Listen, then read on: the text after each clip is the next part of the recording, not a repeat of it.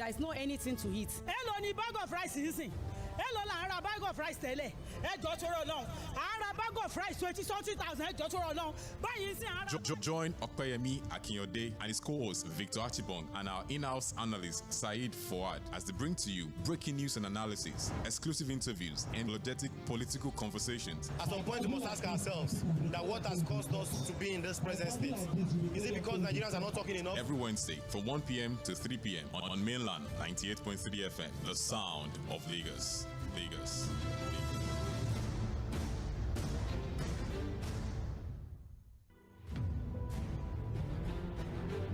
Stay ahead of the political discourse. Between October 2024 and January 2025, more than 265 lives have been lost to fuel tanker explosions in Nigeria. Guess what? Twice of that number have perished in the last 2 years. In more than half a decade, tragedy had feasted on many human bodies in many Nigerian states in their countless attempts to scoop fuel from overturned tankers. Ask yourself, is it worth petrol, diesel, kerosene, and gas are highly flammable. One spark and disaster strikes. Ignorance or hardship cannot justify pulling your own life on the line to stay alive. Whenever you see an overturned tanker or people attempting to scoop fuel, flee immediately or alert the relevant authorities to secure the area and prevent a potential explosion. It is better to stay alive for your loved ones who depend on you than any way being otherwise. Remember, fuel scooping is deadly. Don't take the risk. Stay alive, be alive, and live well. This message is from Mainland 98.3 FM, the sound of Lagos.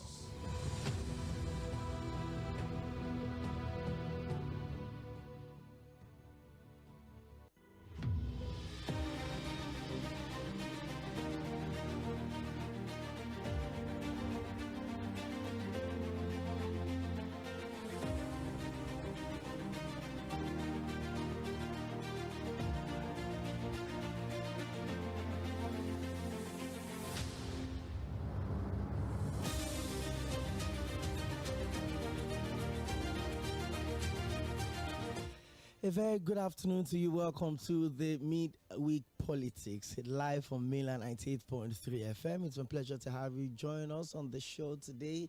It's another Wednesday afternoon, and then we get to run this together every Wednesday from 1 to 3 p.m. 120 minutes of a straight conversation around hardcore politics. To the very details, beyond how you get to enjoy your news items from your news sources, your newspaper, your radio, your TV, your social media. We dig way beyond the surface. We bring all of the elements of the story and everyone involved, and of course, we provide sound bites and in-depth analysis for every of those political stories that we've decided to pick every Wednesday from 1 to 3 p.m. And of course, we'll open the phone lines at some point platforms. On YouTube, Mainland 98.3 FM. We're also on X at Mainland FM. Follow us, we'll follow back. And also on Instagram, Mainland 98.3 FM. And on Facebook, we're streaming live also on those platforms. You can watch us and also drop your comments and your contributions, or in case you have questions that we can provide answers to, we'll certainly do justice to that. Once again, you're welcome. It's the last edition of the show for the month of March, because today is the 26th day of March 2025. Well, if you're meeting me for the very first time, my name is Okoyemi Akinyode, and I don't get to run this show alone. I'm always flanked by the right and to the left by two individuals that understand the conversation around politics. Last week, Saeed Fouad was not on the show. We had Mr. Matthew Kodua live in the studio, and then we had Barrister Curtis Adigba join us via phone. And when we looked at the announcement of President Bola Ahmed Tinubu to declare or to invoke the Section 305 subsection, after that incident, a lot of things had gone on. The sole administrator was appointed, duly sworn in by President Bola Ahmed Tinubu. The ratification of the declaration of state of emergency by both the green and the red chamber, that's the National Assembly, whether it's the voice vote, whether it's supposed to be head count, whatever drama followed. There's been a lot of threats, even the NLC, TUC, and all the trade union congresses the state of life ever left, and that's one of the things that happened 4 hours after the announcement was made, or even less, condemning the act. Alhaji Atiku Abubakar, the PDP presidential candidate, all of them have condemned his deputy governor and the entire House of Assembly in Rivers State. Instances have been made as governors. Also, instances were also in the height of insurgency. But was brought in as the sole administrator of Ekiti State. We also saw the same thing played out in Plateau State under public space. But like I said, it looks like everyone had moved on. Even the State House of Assembly in Rivers wrote a letter almost immediately to support the decision of the president. I've been redundant for almost 16 months when the governor failed to recognize them until the February 28th, 2025 a Supreme Court judgment that insists on the Rivers State government recognizing the 27 members that are also gone on within that space, especially on the issue of the leadership of the National Assembly, of the whole allegation of sexual harassment, suspension of the senatorial process, by her constituents. And it's a very funny twist. So, in the senatorial election that brought her into office, remember, she won a mandate in court in 2023, October 13th specifically, when the Supreme Court upheld that she won the election by a simple majority of the votes. But in all of that, and 10,000. But when the petition was submitted to INEC yesterday, recall, from a voters register of about 800, about almost 300,000 people signed the document to INEC yesterday. We'll talk about all of that on the show today. Wow. Well, if you're a lover of football, for the Super Eagles of Nigeria, one loss, and it looks like it's going to be a back-to-back World Cup miss for the Super Eagles of Nigeria. We're not in Qatar in 2022. And it looks like they failed to beat the Warriors of Zimbabwe yesterday. They fought like Warriors and they got their goal in the 90th minute. But don't worry, we'll have all of those to trash out by 6 o'clock on Sports Side Forward. It's a beautiful day to be alive. More importantly, another time to discuss politics of Nigeria. And Obasanjo is in the news. And all of a sudden, they've now become friends. In the last 1 year, they've been greeting, they've been running some bromance for all of us to see. They've been acknowledging each other publicly. In that period, Obasanjo has been talking about the state of democracy on the continent of Africa. While Obasanjo thinks democracy is dead and failed, Atiku Abubakar feels no, democracy is just in dear need of a rescue. We'll talk about all of that. Well, it was. I listened all through, and it was really very interesting and engaging. Again, Barrister Curtis Adigba would always bring brilliant perspectives to conversations, and I think Mr. Matthew Okoudwa made a return after several months. That was the first time being on the show this year. So I enjoyed myself. I enjoyed all there's a different angle that comes up on those conversations. The Rivers emergency rule declaration by the president is still a very hot topic in the political space. Natasha has dominated everybody. She's still, our conversations are still very, very relevant. Big. It used to be, maybe when we get to the end of the year, by 2026, we begin to have clarity as to who may eventually throw their hat in the ring. But I think it's an early start for likely prospective presidential aspirants or candidates, as that the voters begin to now scramble.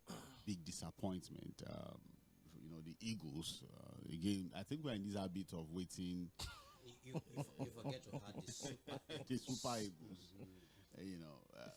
Why would always find ourselves in a situation where we'll be doing permutations, ineligible player, and I'm like, why do you have to wait for someone to drop points? You are, and again, it's a shame that for the first time the World Cup has been expanded.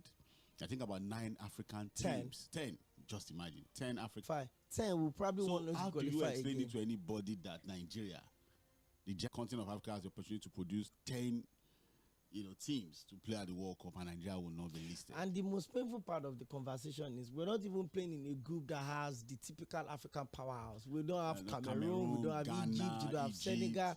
We're playing against Lesotho. We're playing against Rwanda. Zimbabwe. Nigeria is not pushing there's Senegal, there's Egypt. We South Africa can also get up and there. they're stepping up. They're really stepping up because they've got a league that is functional. They've got a system that is working. Victor, in my opinion, yesterday your state refused to deliver World Cup ticket for us. That's why the fact that your governor used not my state. your governor used did not deliver. your governor used 30 million of taxpayers' money to buy the match so that the stadium will be full. Well, it's very disheartening, to be honest. But first, good afternoon to the listeners, and of course, you're welcome to Midweek Politics. While we're still discussing about the heartbreak that happened to a lot of Nigerians yesterday, the truth is, in my opinion, I think it's better we just sit back and watch other countries. Serious countries. Serious countries, because it's something we keep saying over and over. You cannot be doing the same thing. Unexpected different results. Unexpected hunger for results. After you had wonderful parties for over the nights, you think you're going to be fit mentally, you're going to be fit physically, and then you come play against your fellow brother from Africa, and you think it's just going to be a ride. South Africa went to Benin, but South Africa went there and they got the job done. So I think we should just sit back and enjoy other countries. This is the first of its kind that FIFA has decided to invite 10 African countries into the World Cup. And don't forget, 3 nations are going to be hosting it: Canada, Mexico, and the United States of America. And we also heard that coming from which of this state now in the United States of America, they're going to be having more like the bowl, the National Football League setting of, you bring in superstars to come and entertain you during the halftime. There's going to be this Super Bowl pattern. There's going to be the halftime entertainment. So our players, our representatives will not be there to witness all of this. We just get to see all of it, I think the last time the US hosted the World Cup was in US 94. Yeah. US 94. And that was the best time. That comes with side forward. Your country participating in the World Cup. Side forward. I don't want to talk too much. Side forward. I mean, I was we are talking of US. Sorry to cut you. So I was on a group on my way to the office today, and the person was like, he was listening to our show yesterday and he felt out and I was like, I'm not even bitter if we don't qualify for this one. In Qatar, I had a sponsorship deal of millions of naira that all I needed to activate it and then be on the plane to Qatar was just pick up a qualification ticket and ride on our own turf. Sponsors will counsel, journalists with prospects. Will just tell. See, I don't let us go there. I understand why sports journalists are frustrated. We have to be frustrated. We have to. Well, on the menu today, I'm sure a lot of people wondering, like, you guys still know sport. Yes. It was one time that Mɪᴅ midfielder that played for Portugal. One time World Footballer of the Year. He played with Real Madrid. Nigeria, Figo is money. The menu today, we have the House of Representatives passing 39 Constitutional Amendment Bill for the second reading. We'll go through all of the bill one after the other. Just read through so that you understand some of the things that, the House of Reps have been up to the boiling point between Senator Tᴏɪᴛᴛᴾᴏ and the former Minister of Education. I followed up the conversation late in the night and earlier today. Senator Mɪᴅ-ᴜᴇᴇ was on TV yesterday night and he explained his side of the deal and apologized to the former Minister of Education that he was triggered by what she said. And the minister also was on TV earlier that because she felt like, the committee was already biased and all of the President of the Federal Republic of Nigeria, Olusegun Obasanjo, will play on meet the required demands. That's according to INEC. So we've got all of that on the show today. Let's get straight up into it. And we're going to play an insert from former President Olusegun Obasanjo, the coalition. And he also said that very soon he's going to declare his stand whether he wants to run again in 2027, which is most likely going to be him running. But then, as you take a listen to what he said, one would come back and we look at Obasanjo's position in Africa's democracy, especially from the funding of ECOWAS, his contribution to ECOMOG, how in his tenure some African countries also enjoy some level of stability, like Niger Republic, like Sao Tome and Principe, those other countries. Talk about all of that on the show today. Stick around. It's Mainland 98.3 FM and this is Midweek Politics.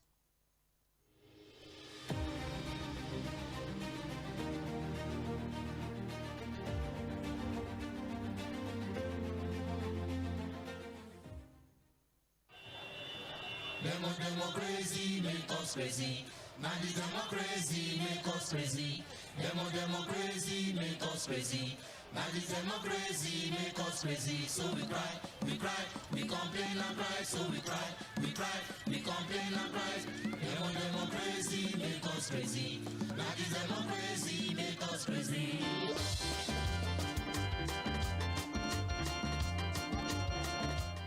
Before the colonial rule and the colonial power, we have a form of government. It is democracy. Because what is democracy about? The American President Abraham Lincoln defined it as government of the people, by the people, for the people. Democracy is meant to be a system of government that delivers, and delivers to all the people, not just a section of the people, not just a few. But what do we have today? I believe since we gone past the Greek democracy, which brought everybody to the square, and everybody has a say in the decision making, which affects everybody, or which affected everybody. Democracy has now become representative democracy. And representative democracy has not taken care of everybody. Today we have democracy, which is government of the people, of small number of people, by small number of people, over large number of people who are deprived of what they need to have in life. Now that is not democracy that will endure. So if you are talking of democracy failing in Africa, content is not African. It does not have any aspect of our culture, our way of life, what we stand for, what we believe, Ubuntu. What sort of democracy brings you and you grab everything and then illegally, corruptly, and you say go to court? When you know that even in the court, you cannot get justice. So if democracy is not that democracy is failing, democracy is dying. And if we are going to make democracy not to die, we have to look at democracy in the context and in the content of Africa. I hope that we will get to that stage so that democracy which will deliver will be the democracy that we will have in Africa. Thank you. Look at for the colonial rule and the colonial power, we have a form of government which attended your salary or your allowance.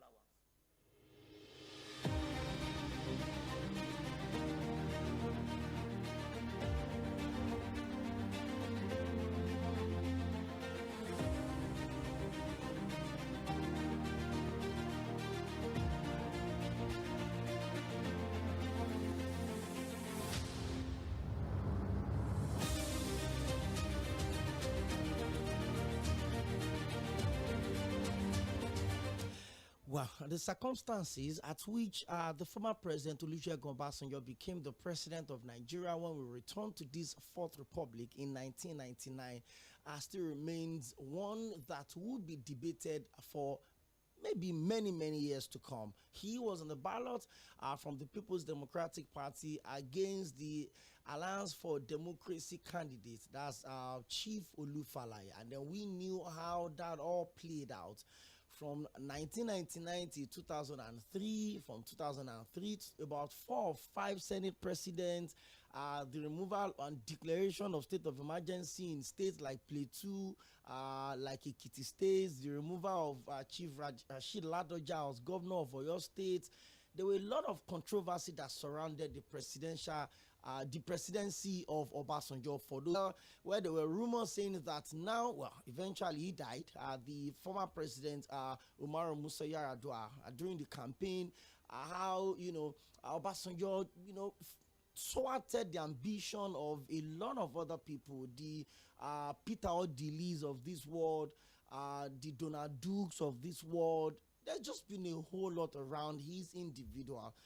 But you have to also look at the leadership role he's played in AU, in ECOWAS, the ECOMOG mission. Gbagbo of Ivory Coast refused to concede defeat in that very ill-fated election in Ivory Coast, and then Obasanjo had to lead the team from the African Union, and within 24 hours, Gbagbo actually conceded defeat and left the presidential. So he's played his own part. He's also strengthening democracy. But for someone in that space, openly burning or tearing his membership of the PDP, the party that gave him the presidential opportunity, side forward, Obasanjo has said a lot of things.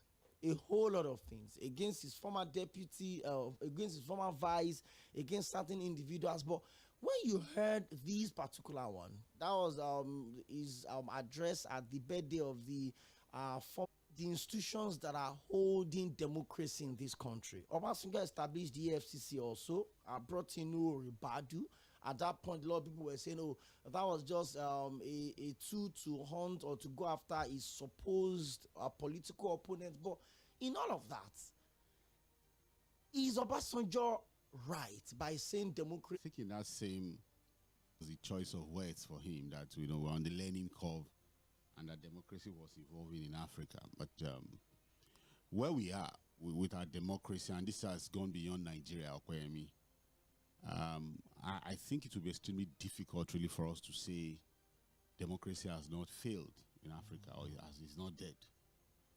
Because again, what you have in Africa, I don't know whether to call it democracy or a democratic governance, not democratic governance, sorry, a civilian governance, civilian kind of government that appears to be democratic in nature. But when you check and recheck, you see that a lot of the things that we pretend to do in our democracy is at variance with the basic principles of democracy, like Abraham Lincoln defined: the government of the people, for the people, and by the people. And the emphasis on the people is that, look, it starts with the people and ends with the people in the world. The people factor is always ultimate. The end game is always about the people. The philosophy, the ideology could be different. It's just like when you have in the US, for example, the Republicans, the Democrats, you have other countries on the world where democracy also thrives. But you see that at the end of the day, the argument is always about how can the people get better. The thinking can be different. So why this one thinks, oh, don't tax the poor, this one say, no, tax the poor. But you see that at the end of the day, the proceeds is about getting the people better when it comes to their living standard. Why this one thinks, oh, okay, what we should do is to do healthcare in this way. This one say, no, let's handle it this way. I was watching President Donald Trump yesterday, and he said, oh, he's happy to say now that the price of bread has gone down. The price of egg has gone down. He was mentioning those things. And he was specific about, yes, he said, because it's in tune with the market. So you could see that it's the same talk. Whether you are a Democrat or a Republican, what you're looking out for is welfare. It's welfare of the people. Because I tried to listen to him. He said, look, he's happy to say that, look, prices are coming down. Prices are coming down. I say egg has gone down. And I'm sure he cannot say egg has gone down if it has not gone down. Trust America.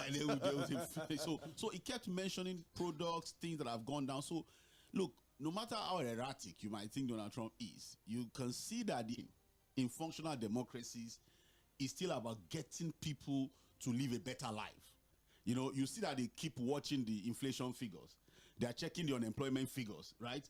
And the threshold is that, look, it must not go beyond this level. If it goes beyond, the trade wars is doing. But at the end of the day, he's talking about how it's going to benefit Americans. America first. American first. And it's about the people. And when we say American first, he's not talking about himself. He wants the people to be the major beneficiaries of sit-tight leaders. Look, on the top of our head, we can begin to mention people, and you look at them and you wonder, is it that we are not wired as a people to function? It's always like dragging him and saying, okay, give me problem. What exactly are you looking for? The man is old. He struggles with his health. You understand? And he's there. It's over 4 decades. He has remained there. And he just secured another chance to go for another 5 years. You know that there's a problem somewhere. Our friend that in Eastern and Central Africa, Uganda, Yoweri Museveni, In fact, recently he was telling the opposition political leader that, look, I am not a Democrat, I'm a freedom fighter. That don't think you're going to get power from me using democracy. You also have to be a freedom. So suddenly, the freedom fighter is now clearing that one, saying, no, me, I don't do democracy. I'm a freedom fighter. So you see these things across Africa, even in countries where there seems to be some level of functionality in their democracy. There are still questions around the electoral process. There are questions around even the opposition, internal democracy, tolerance for opposition views, and so it's a lot of work, really. And there are people who think that, look, democracy is not necessarily the best form of government. And it's an argument that will never end. Because we have countries that are thriving that don't practice democracy. Even on the continent of Africa. Look at the Northern African countries. So, for example, if you go to the Middle East, countries like the UAE, it's monarchical. It's monarchy, and it's just one command. They don't know election, no nothing. They just do their thing. It's a family of 1,000 years. And they are doing well. So it's not compulsory.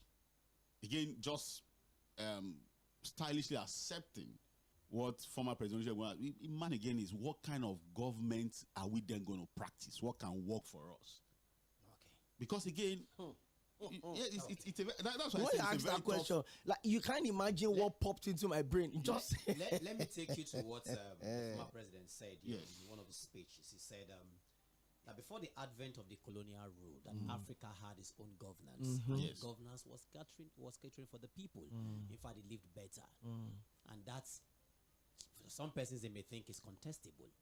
But coming from the former presidents, he was coming from the angle or the area of fact. Victor, do we not know the pattern of those former leadership pattern? We should go back. We should go back to the Emirates. We should go back to that line of thoughts. Is that what the former president, is thinking? You know, I don't know what he has in mind. Although he has said that seems not to be working for us. It has worked for other people. And Okwemi, I'll crave your indulgence. There's something, you know, I've read out to a number of people who are very close to me, Nigerians. And I think it was published, in 1926 or so in one of his books. His thinking, his understanding of Africans, particularly Nigerians, but again, by extension, Africans, black Africans particularly. Because again, when you look at Egyptians, say they're in Africa, but a former leader here in Nigeria, and by extension, other African countries. Again, because it's his thinking, racist thought, don't take it seriously. You know, he's a racist, so how can he describe us? But every time I go back to reading, it becomes extremely difficult for you to disagree with Lord Lugard. Again, if you look at nations of the world that are not Africa, that were also under colonial rule, that also got independence almost at the same time with us. And you see how they've liberated themselves. And have gotten better with infrastructure, with government, with the living standard of the people. Even with leadership. Even with leadership. Selflessness at that level. Then you begin to say, are we just being sentimental to say, oh, Lord Lugard was just being racist? Or we are not really paying attention? Because that was a man, just imagine the year where he came in, observed us, and drew up that conclusion. When I say countries, Malaysia, even India, Singapore. This way, look at the Asian tiger. These were countries too that have been ruled by the colonialists. But look at how they've been able to take themselves out of underdevelopment and then check it with what Africa has been able to do for itself. People will say, oh, the colonial masters put structures that would not make us thrive. They did the same thing in those other countries too. But they were able to wriggle it out, you know, weather the storm, get leaders who say, look, there's a time that we just have to break out of the shackles of colonialism. And today, these countries are thriving. In fact, they become the beacon of both. They become this, will look up to America and say, oh, I want to be an American. I want to go to the United States. The average Singaporean looks at a Briton, say, I want to be like the British. That everything the Western world had, they envied, they craved for. No, the table has turned. 40 years after. I said, but their leader said, no, don't worry. We'll buckle up our shoes. That thing used their doors, got serious about nothing was coming in. The leadership got very serious, got committed to nation building, and look at the story of Singapore today. And it was a competition in the Far East Asia. And then you had other countries too, Malaysia to Thailand. There's nothing you see in America and Europe that you don't find there in terms of infrastructure and living standard. Maybe they don't have that big economy, but then everything works. You know, so where I'm going to Okwemi is, it just, I think, I told say that one of the most difficult part of the job for me as a political analyst is analyzing Baba Obasanjo when he speaks. It's a very tough job for me. In what you say, is saying precedents that have been said by the person talking, everything just scatters in my head. It's a contradiction. You have always said, and I'm going to remind you again. That's the problem about the message. No, but you know, but as human beings, your head goes back to Talote song going on. Who is this person talking? Because you just have to report it. So because he's the former president and with his track record, he says things, people take it up and it becomes news. So you then check the messenger. Look at what he did when he had opportunity to strengthen the same thing he's saying has failed. And you just discover that, look, you led us into this nonsense. A lot of the actions and inactions of the former president.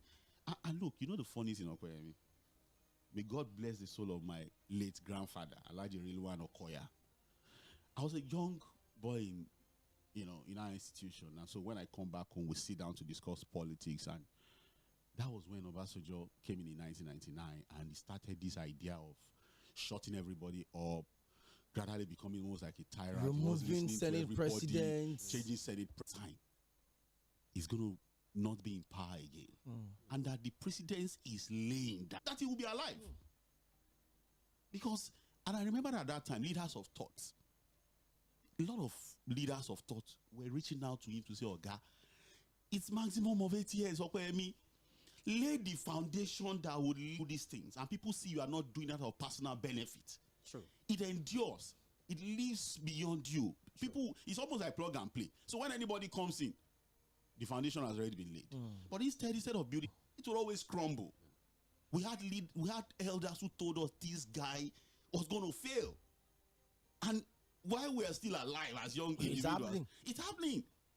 So the letters, when we see the letters, the books, it just triggers something in our head.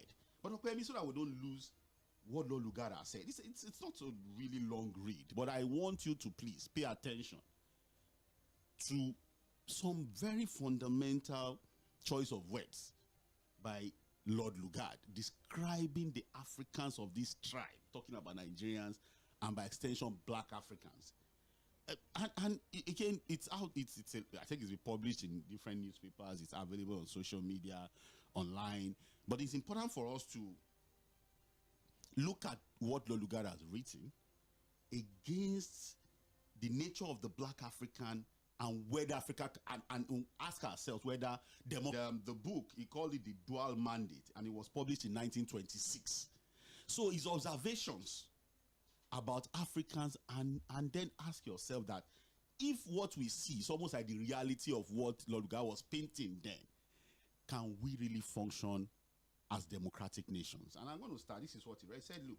What he said was about 100 years ago. Right? Over 100 years ago. Victor. And as I read it, let us take note. If you can go online, listening to us anywhere, dig it up, and let's discuss this. Black. Is a happy 30 December. So he was able to acknowledge the fact that, look, they are excitable, thriftless. So look, is it not right? Okay. Very true. But he said, look, lacking in self-control. Lacking in what? Self-control.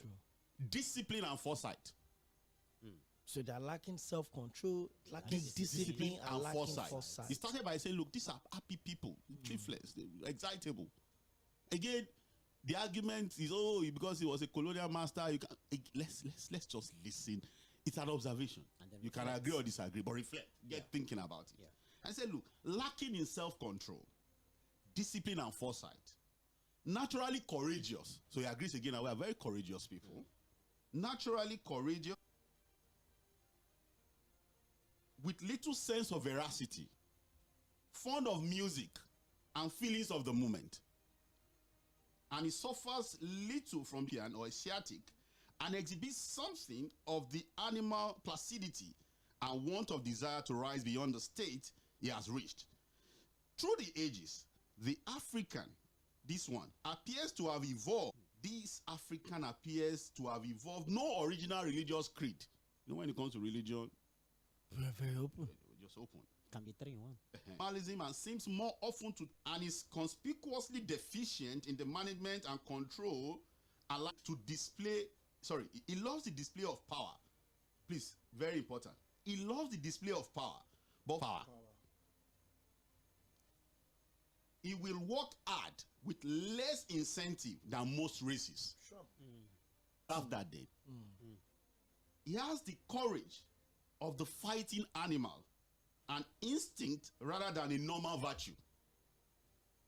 In brief, the virtues and defects of this race type are those of attractive children whose confidence, when it is won, is given ungrudgingly as to an older and wiser superior without envy. You know, the way you win the love of children is just those most character.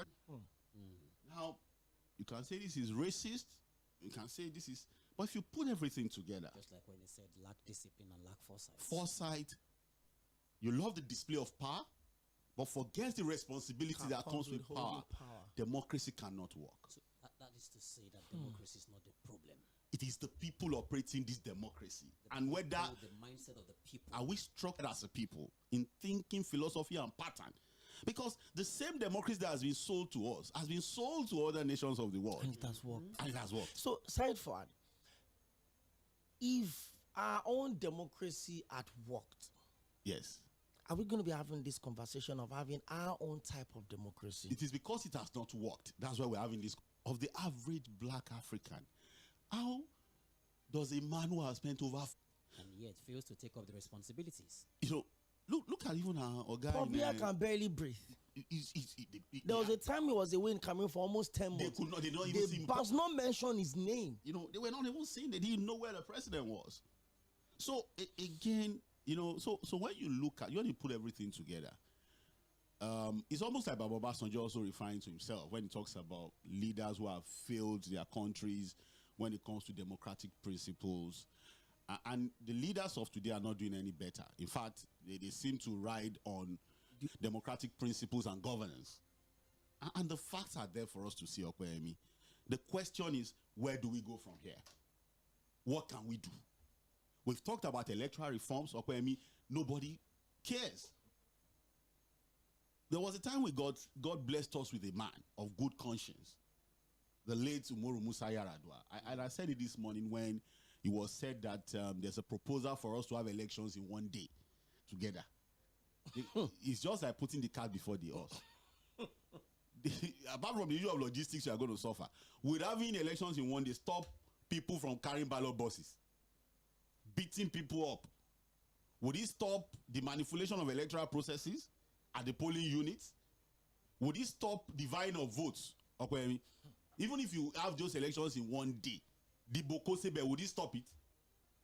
There will even be more money to fight with our electoral process in 2008-2009 by that Uwais committee of eminent Nigerians. And the foundation of that committee is also very, called it what? A do or die affair. You see why I always have a problem with what he says and what he has done.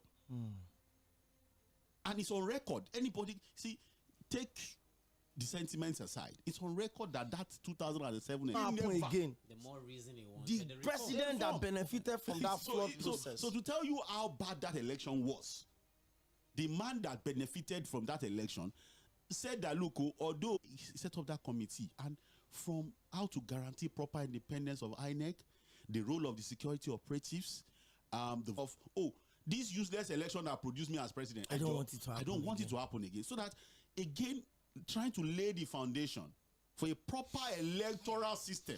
Okay. So a minute. But look at what we've done. Again, going back to our nature as human beings. Unfortunately, the man set up a committee. Committee sat for 1 year, came up with a report, but he was not alive. Yes. Jonathan today is also talking about our failing democracy.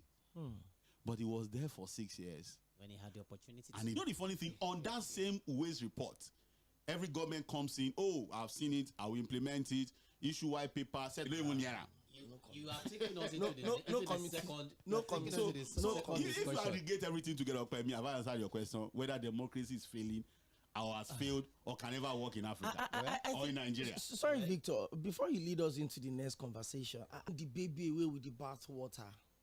Maybe we've had our moments as a continent, not as a country right now. If you look at the way Africa is, you look at countries like Rwanda, for instance, competing one of the best of the countries in the world, even though there are other issues of the opposition being silenced by the Paul Kagame administration. You also look at countries like Kenya. They had their issues with President Ruto, the protests, the cutting down of leader of expenses. Look at South Africa, for instance. They also have their own issue with xenophobia, but the economy seems to be balancing. You look like Ghana. Ghana had one of the most peaceful presidential elections very recently. And we always agree that once we start getting our electorals right, we start making some level of progress. Then let's look at the 2030 FIFA World Cup alongside Spain. That's two countries in two different continents. They want to bid and host a war because of their proximity to those countries, and they've adopted it, and it has worked. So it seems Africa is then the other side of non-European African. That's how they refer to themselves. Maybe it's about the people's saddled responsibility of interpreting on who is running it. So, Mr. Who public infrastructure, good roads in Lagos today were constructed under Bubamara, now the chairman, now the head of NDLEA, when it was a military administrator in Lagos. So we had all of those things working. But what about the rule of law? What about the upholding of the tenets of democracy? What about sanity in public space? What about accountability? What happens to the institutions' saddle responsibility of making laws? Look at the National Assembly. Look at the show of shame that we've been seeing surrounding the allegations put out by a senator. To the point that I even telling one senator to shut up. Of over 100 years ago from Lord Lugard. Sincerely, I think if Africa, all right, can have some sort of a sober reflection on that, maybe perhaps we could be able to change the mindset. Because believe it or not, like you always say, which is true, people have got their own perception to things, whatever they want to reflect to, in any way correspond with what you envisaged when governance came into being. Leaders alone, that I think that write-up was made for. Even the followers. The people as well. So the people need to start looking for, and if it is, I think it's something we should do. That write-up should be posted on our social media platform. Yeah, we'll do that. For as many that want to go there, either on Facebook, on Instagram, to go read up. Because believe it or not, one way or the other, we are all in a position of leadership. The leaders of a country are products of who the people of the country are. Yes, it's a followership leadership thing. They didn't import the leaders. It's a reflection of who the people are. You know, you're looking at percentages here, and they will tell you that in research,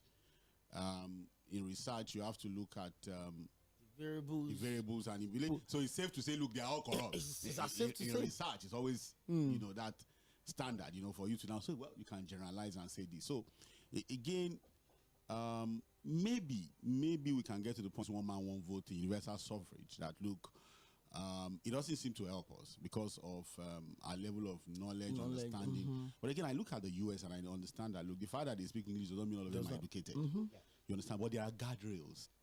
I know there are two things to ensure that, look, as a country, no matter what, we are put on that path of progress and prosperity. So you see First Amendment, Second Amendment, they put rules in place, they put laws in place, and they allow it to endure. So they don't set up institutions, for example, to harass opposition. Use institutions of the state against the opposition while pretending to want to solve the problem of corruption. I'm talking about EFCC. To the extent that once you belong to the party that is in power, no more. So again, this is to get us thinking as a people. True. And to say that, look, why are we left behind when nations who got independence at the same point, even after us, are doing well for themselves? All right, Saifua, thank you very much, and you've said it all, and I think it's worth thinking about. Nigerians, it is worth thinking about.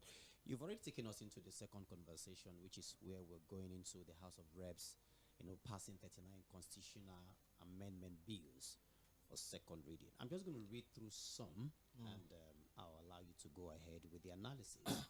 The first one that I have here is the Bill of General Elections to the office of the President, state governors, National Assembly, State House of Assembly, and the local government areas councils shall be conducted simultaneously on the same dates. We have another bill here, a bill for the establishment of state police and local government police. Although we have had conversation about this House of Assembly, that's talking about the Federal Capital Territory. Another bill is Court of Appeal, the final appeal courts in governorship, national and state houses of assembly election petition. There is a bill to provide for compulsory resignation of national and state executive members of political parties seeking elective government position. And there is also a bill to provide for the determination of all appeals arising from election petition tribunals prior to the swearing in of the president-elect, vice president-elect, governor-elect, deputy governor-elect, members-elect of the national and the state assemblies. There is also a bill to vest the INEC with the power to conduct local government defection. Rivers. Rivers don't couple everybody. When I saw this last night, I just laughed. But anyway, the House of Reps says that this particular bill, they also wanted to be considered before they alter the Constitution of the Federal Republic of Nigeria 1999 as amended to grant the National Assembly power to alter timelines for election tribunals. There is also a bill for an act to alter the Constitution of the Federal Republic of Nigeria, caption C23, Laws of the Federation of Nigeria 2004, to establish the National Local Government Electoral Commission as an independent body responsible for organizing, conducting, and supervising elections into the offices of chairmen and the councillors of all the local governments across the federation, including the area council of the Federal Capital Territory, ensure the credibility, transparency, and fair continued up until 39 significant ones. Let me also add this side forward. Sorry, Victor. There's a bill to provide special seats for the physically challenged persons in the National Assembly. There's also a bill to provide 6 special seats for special interest groups in the House of Representatives. There's also a bill to determine all appeal before swearing of elected officials. I think Victor already talked about that one. Also to establish the National Local Government Electoral Commission, which is something that a lot of people have been talking about. Well, side forward, I mean, I think the key one has to be appeal court being the final point for governorship, national and state House of Assembly election petition. Is this part of the moves to make sure that we make steady progress? Well, again, piecemeal, just bits and pieces of some of the things that have been suggested in the Electoral Reforms Committee report. If you understand, again, you know, because of time, we can't list the entire things, you know, but a few of them. For example, the issue of the appeal court now being the final destination, the final point for elections appeal, for governorship, right? House of Assembly and National Assembly elections. And again, it's like we're going back. We're going back to the era where the appeal court was the final point. You know, before it was like that.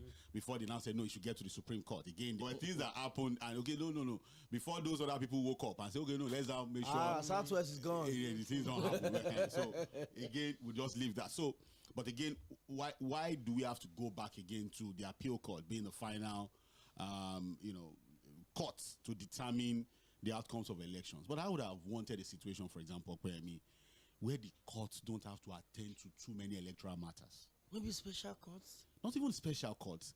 Look, the largest democracy in the world is India. When they conduct elections, how many of their electoral cases go to court? Side fight. In the last election of 2023, 92% of the seats contested for, 92 from the president down to House of Assembly went to court. 92. So do we look at that? It's President Olusegun, and I think it was Goodluck Jonathan that said that, look, should we continue to tolerate a system where we deliberately flout the law? And because we know you have a judiciary that you cannot completely trust, you have to go to court. So you know you can when you know that you can't get any justice in court. I've told people too that, look, we are calling for anarchy when all institutions of state fails.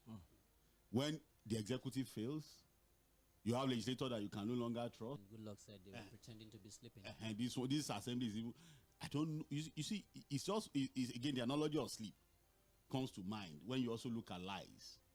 If I tell you a lie, Victor, A well-crafted one. and you believe it, you know it's pardonable because you might not know.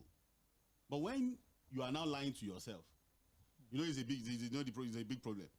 And then you have not even gotten to the point of lying to yourself. Oh. You have now lied to yourself to the point where you are now forcing a lie on others to believe by force. I lied to you. You don't know. I pardon you that well. Good money. But when you manufacture your own lie deliberately, and then you begin to believe that lie to the point where you are now even forcing that lie on other people to believe. It's a big problem. So again, how do some functional democracies have a system where elections are conducted and maybe less than 5% of the elections end up in court? Today, our courts are loaded with election matters. Political parties have no internal democracy. That is also to the extent that you cannot say that the courts are chasing them back. They don't bring your party matters to us. Yes, this is a party issue. This is a pre-electoral issue. When I saw some of those judgments, my mind tells me that the courts are tired. Of course. That you guys are going to, and because we keep inundating our court with too many cases, it also gives room for people to try to induce, try to manipulate the process. The judiciary is in the mess of the political shenanigans we have.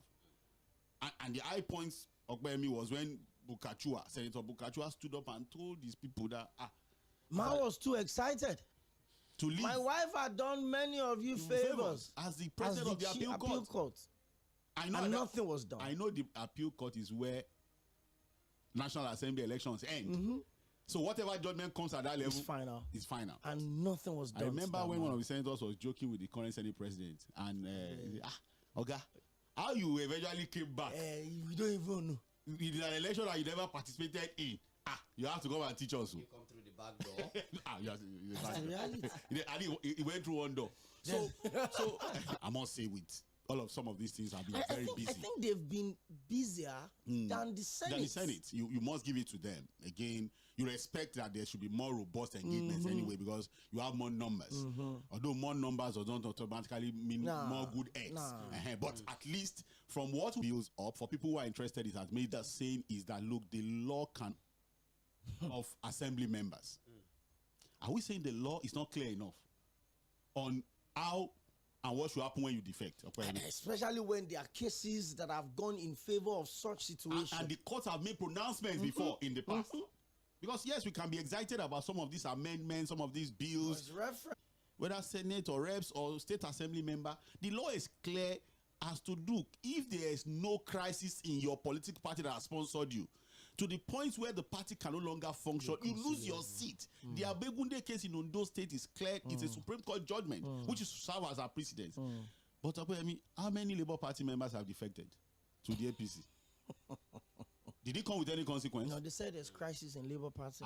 They have two leaders. What does the law say? Is the Labour Party, up to today, I'll tell you, whatever crisis in Labour Party has not made the party completely dysfunctional. No consequences. Can you see the way they've been moving? PDP, no matter what the crisis you say the PDP has, they still have an acting chairman. So we can work on some of these things. We can amend our bills, amend our laws. What about the implementation of those laws, the execution of those laws? If we still don't have people who are committed to doing the right thing, we're going to continue to deceive ourselves because there will always be loopholes.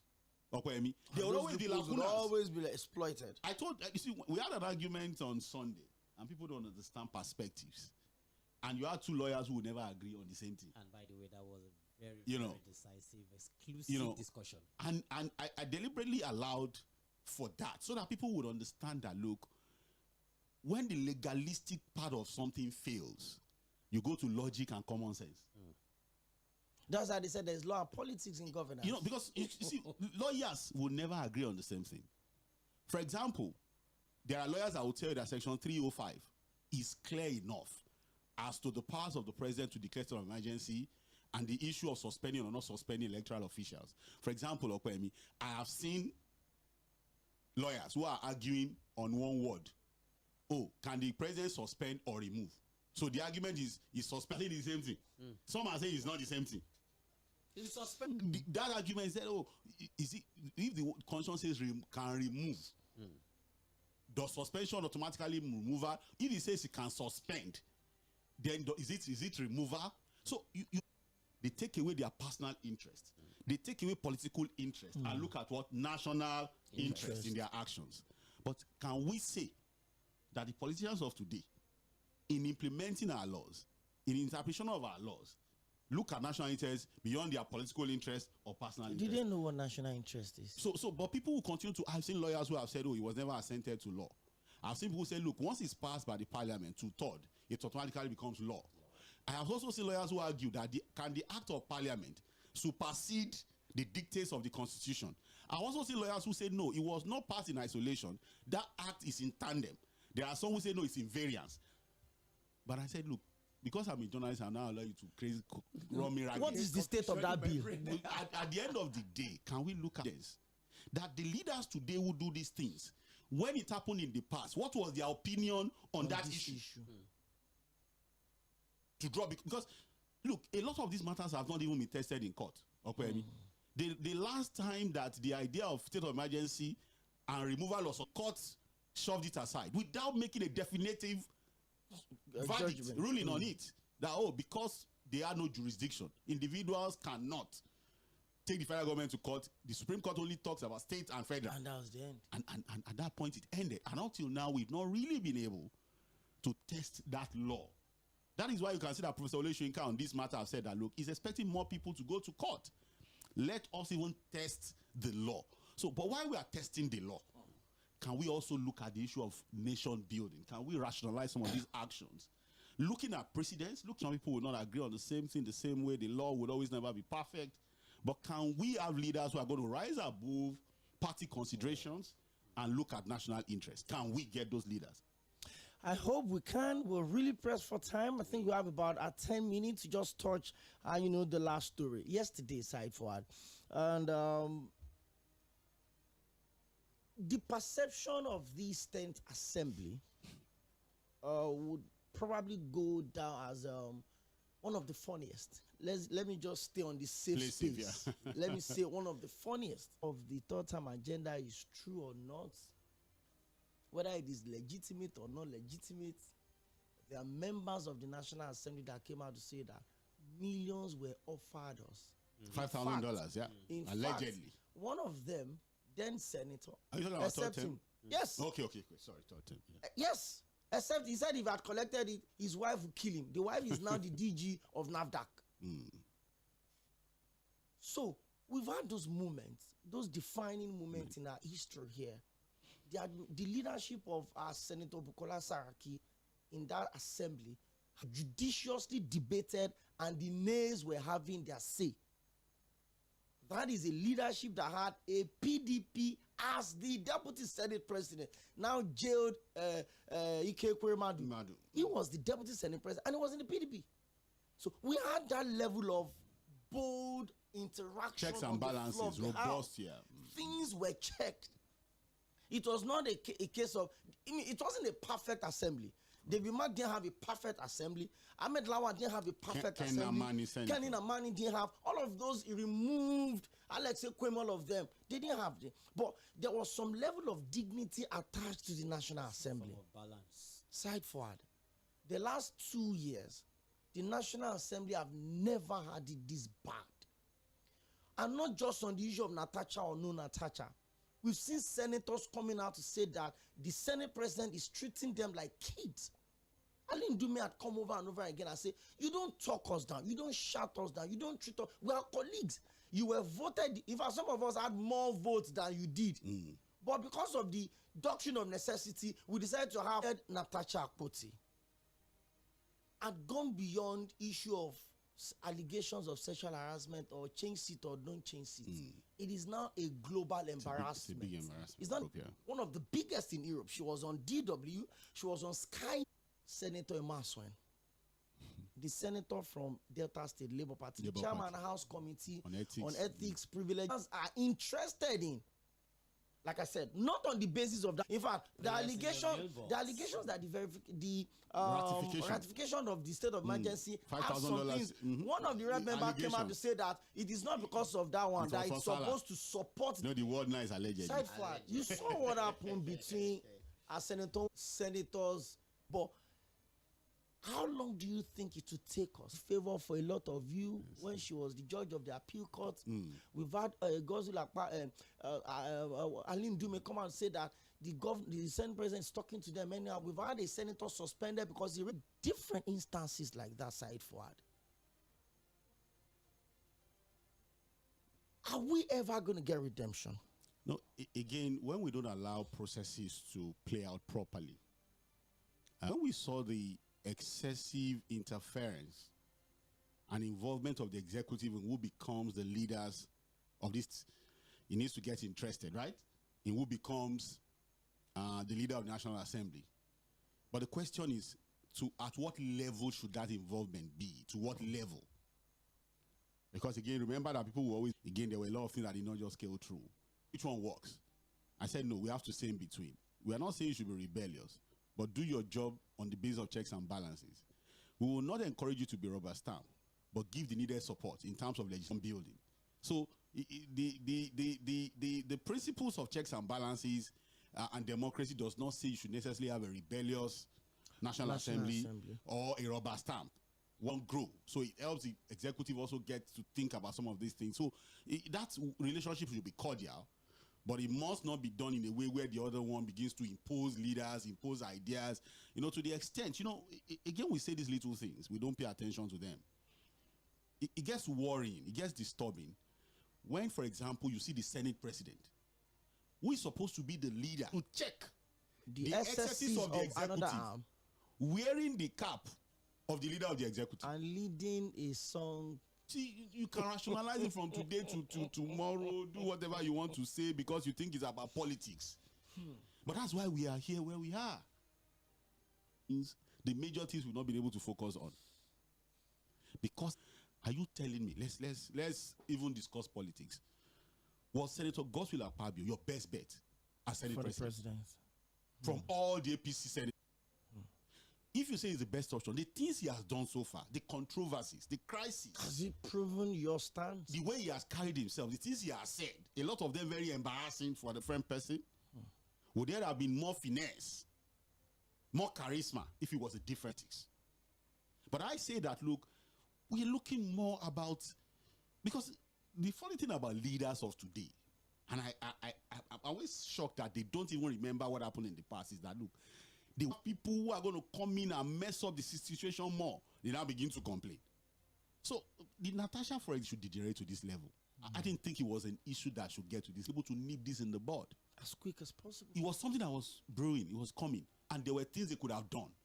But because there are, look, Yorubas will say that little thing can spoil everything. In one analogy, that small thing, that it can mess everything up. The Senate, that place is not for immature people. They look at her as one small person, but she can actually be the buyer. That'll mess up this assembly. That'll mess up the assembly if they are not careful. The outside world is not in the big things you do, but the little things you do. They rate you, they rank you, they look at judicial pronouncements, your court decisions. When it becomes so inconsistent, when there are colorations of corruption around court decisions, they take note of those things. And so when you call people to come and invest in your country, they will ask you, oh, if I run into trouble with your government, to court. It is your What's the chance that I'll win? I'll get justice. They will not come. Your green passport, how do they place values on it? Today they will tell you Singapore has the most valued passport in the world. What are the indices that has given their economy? If today we still operate one of the largest economies in Africa, if not the largest, little things like this are the way they see you. I look at serious issue. I don't say it's not serious, but that's taking too much away from us. The altercation we saw yesterday was about what happened. Maybe it would have been done differently. At some point, he knew that, look, she had probably gone too far. But again, you expect some level of discretion too from a distinguished Senator Womboye, who just went. I think it's a lesson that men we always learn that, look, when you see women coming after you, should know that as a nation, I think we're still learning, we'll continue to learn. But it's just very important that we'll point out some of these things. All right. Well, thank you very much, Said, for what. I think we need to go back. A lot of messages here for me to read on Facebook. Okoyemi is right there to receive your call, as well as the number to call is 09136000410. And then for your messages, we also have the number 0913600. Looked at these issues. We've looked at the statement of the former president Olusegun Obasanjo on the state of was making reference to. Maybe in context, just said to make it an African thing.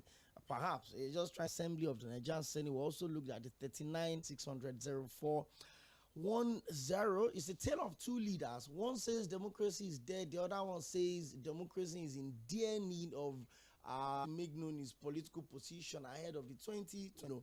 That Atiku Abubakar Hope 93 issue happened and all of that. So he's been on this game for NAC, and it was given to the now get the presidential seat in 2023.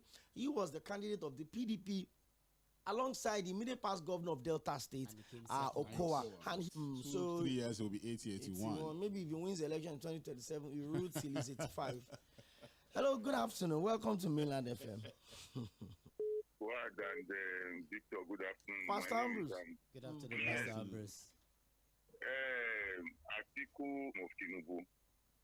The only problem of Tinubu has caused, he has been there for too long.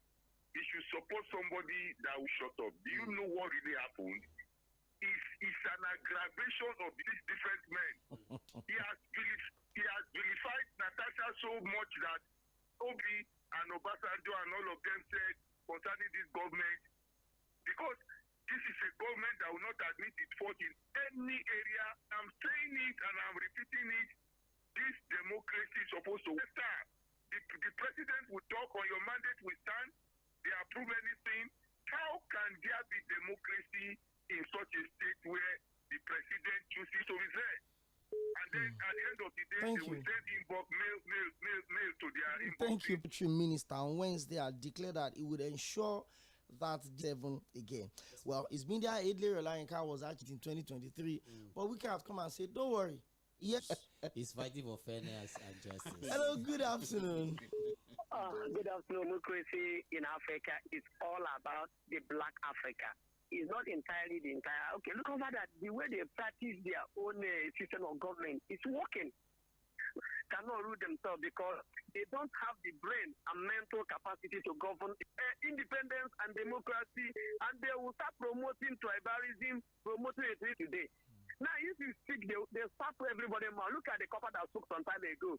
Now they speak for it. The form. They will shoot everyone at Lotito. You see, you find out that this part of Nigeria, democracy. Coming in, would also read your messages on Facebook. That's why thank you for your program. I appreciate the way he took his stand because you know that people will not support him with his analysis and they judge himself before. That's why I know too much of God.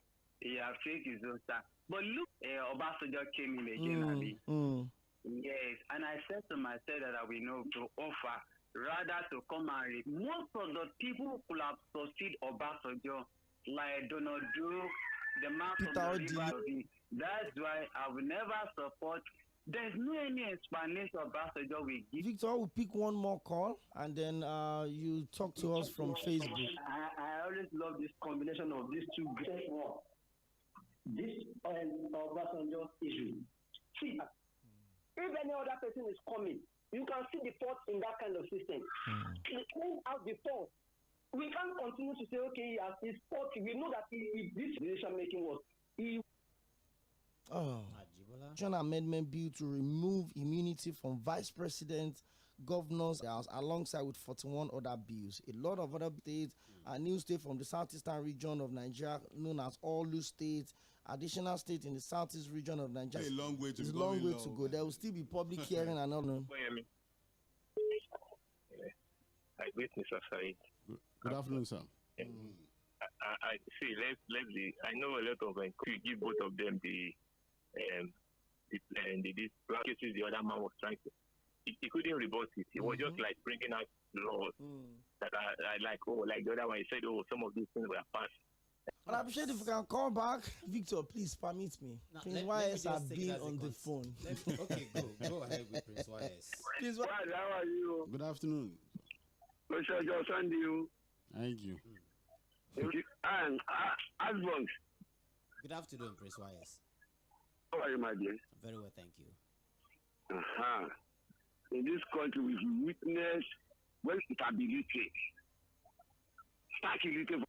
and we know. I think we switch to contest.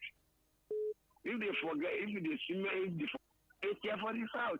But if I do aim to contest 2027, National Assembly of Saraki frustrate the effort of Buhari. We know that's a time the budget 30 billion for Lagos to explain why we do this. So they are not aim for progress. But as of today, Senator that represents me, I told him, go and represent me, constructive criticism. We fight development to my constituency. Also not agreeing with your continuous stay on the line. So, Victor, let's do Facebook. Obviously premeditated.